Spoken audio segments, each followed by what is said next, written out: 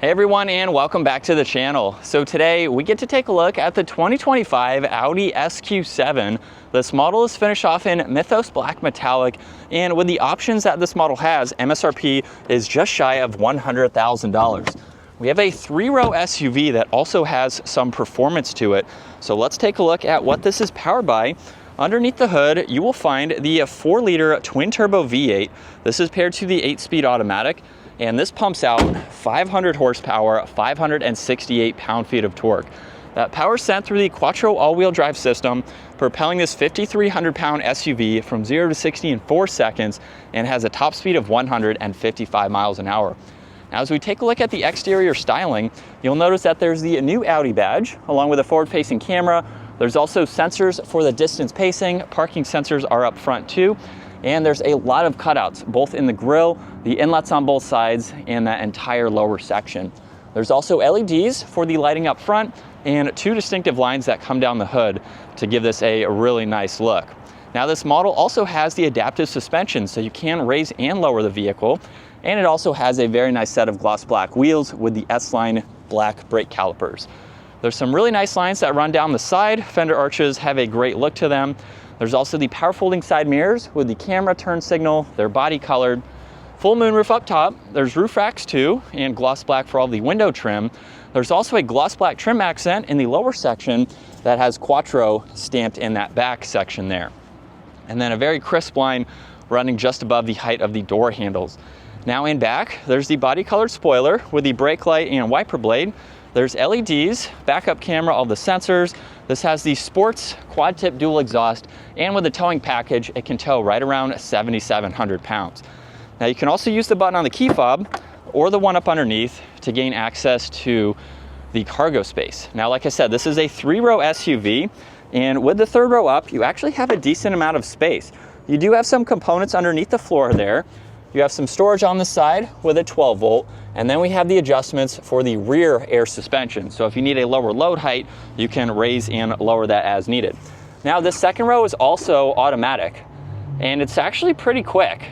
So I'll just do one for right now, so you can see that 50-50 split where you have a lot more space, and then you can also fold down the entire 2nd row. So if you need a lot more interior cargo, you have the option to do that. So a very nice process to see. And then up top, you can just close that liftgate or lock the vehicle too.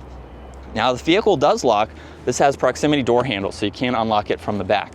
This SQ7 also has the adjustable sunshades. There's alcantara, carbon fiber brushed accents, Bang & Olufsen for the audio, and storage down below. And then with the 2nd row, you can actually move all 3 of these forwards and backwards. So there's that bar up underneath. You can also fold these seats flat, and then from there, just grab this handle here, and you can actually release the entire seat to hop into the back. There's also more controls for that 3rd row, so you can slide them or fold them up and down. Now, at 5'10", I would need to move these seats forwards. It's a little bit tight for leg room. We have one cup holder, an armrest there, have about a few centimeters of headroom, so it is better for smaller kids if and when you need the space, but they are functional if you need to use them. And then it's very easy to put these seats back in their position. Now, 2nd row is much different. I have a lot more leg room, of course. There's storage pockets, you have vents. All of your climate adjustments are on this LCD screen with the heated seat controls.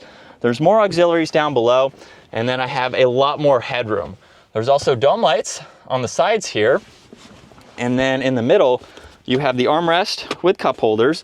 You can also move this seat. You can fold this seat down if needed, so you can have that out of the way. And definitely a much nicer place to be in the 2nd row there. Now, this model also has the executive package. It has that sports exhaust black optics package, which gives you those wheels, the hitch, S logos, and then a few others there. So it's a really nicely spec'd model. We have more of the materials up front with the memory seating adjustments.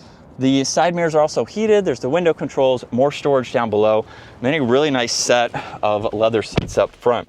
This has a solid and perforated steering wheel with the paddle shifters on both sides. But let's start this up, where we can go over. We have volume and tuning along with Bluetooth and voice commands. There's also a favorites button. And then on this left side, you have view and the rest of these controls to go over the information in this virtual cockpit. Now, you'll notice too, on the far left and right, there's engine temperature and the fuel level. And then you can easily get through all of this information here, and you can pull it up in full screen. So simply push on the view icon. Now you can go through all of this in a larger view, just depending on what you would like to see.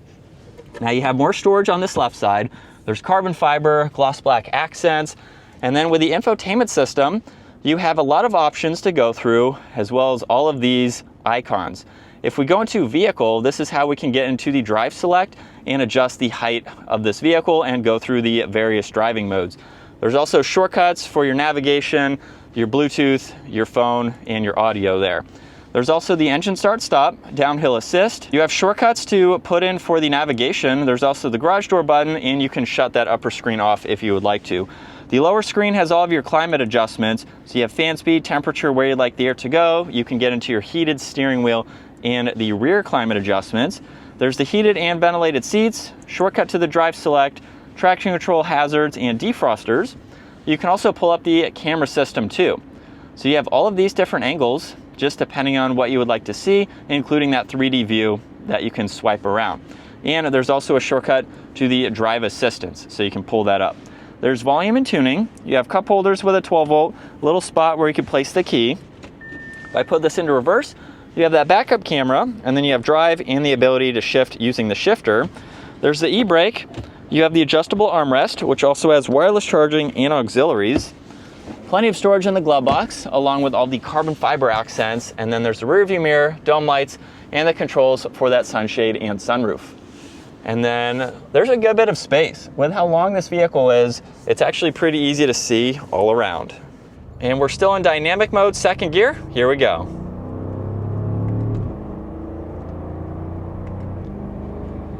Paddles are also very responsive too. So again, for a 3-row SUV, the performance aspects that you get with the S-Line definitely makes it fun to drive. So this is what it's like to be behind the wheel for the SQ7. We'll put it back into comfort mode, where you'll notice that will change on the gauge cluster too. It doesn't change any of the appearance for it, but we do have a little bit difference in the throttle along with the suspension, and just to give you a comfortable ride. You have a good bit of options for this model too. You can spec it to be more expensive. You can also go less expensive too. You can go with the Q7 as well. If you're not looking for some of that extra performance, you get a smaller engine too. And so you have a lot of options with this SUV.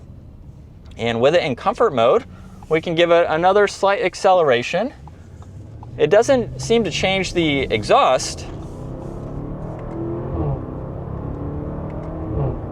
since we have that sport exhaust, but under a mild acceleration, even that sounds good. It's got a nice throaty note to it without being overly loud. And just when you're cruising, you really can't even hear that it's there. So it's a really good combo between that sport and that luxury vibe without being too loud.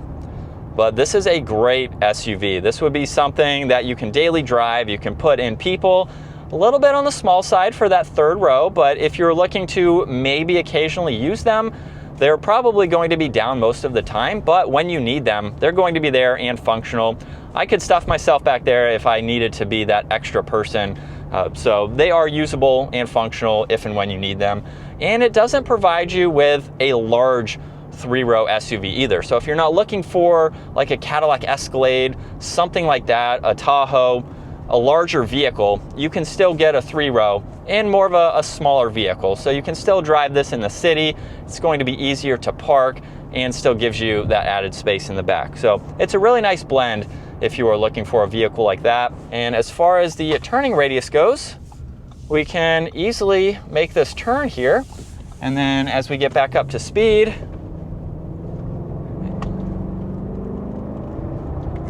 it definitely has a tight turning radius. So again, very maneuverable for what you are getting. But that is going to wrap it up for the 2025 Audi SQ7. Once again, huge shout out to Audi Northlake for providing this vehicle for me today. Take a look at their website. That link is down in the description. Give this video a huge thumbs up if you enjoyed it. And consider smashing that subscribe button so you can stay up to date with our daily uploads. I will see you all in the next video.